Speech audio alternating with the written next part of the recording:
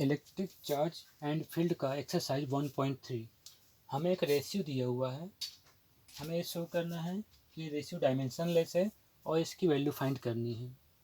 हम देख रहे हैं कि यहाँ पे ग्रेविटेशनल कांस्टेंट है, साथ में mass of electron and mass in proton है।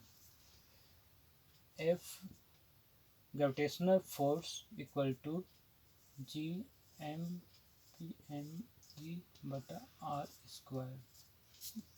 अगर एक प्रोटॉन और एक इलेक्ट्रॉन एक दूसरे से आर डिस्टेंस पे हैं तो उनके बीच लगने वाला ग्रेविटेशनल फोर्स होता है ये।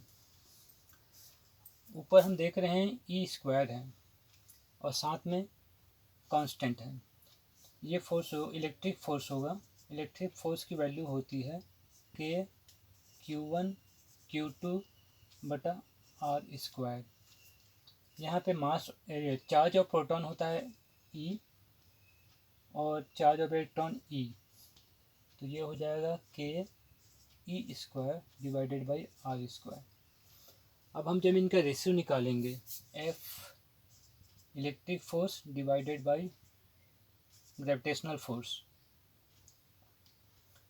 ये आ जाएगा k e square divided by G mass of electron and mass of proton.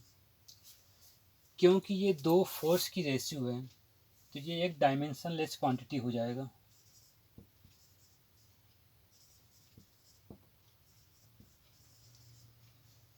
अब इसकी वैल्यू निकालने के लिए हम इस सभी कांस्टेंट का वैल्यू पुट कर देते हैं। के की वैल्यू हो जाएगी 9 इंटू 10⁻⁹।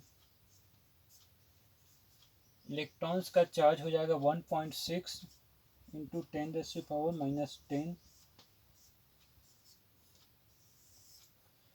ग्रेविटेशनल कांस्टेंट की वैल्यू होगी 6.67। मास ऑफ इलेक्ट्रॉन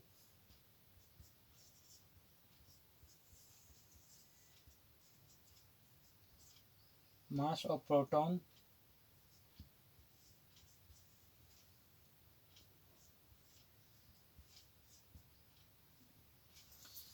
इन वैल्यू को जब हम सॉल्व करेंगे तो इसकी वैल्यू आएगी 2.3 टू 10⁻⁴। इसकी कोई यूनिट नहीं होगी क्योंकि ये डायमेंशनलेस क्वांटिटी है, फोर्स डिवाइडेड बाय फोर्स।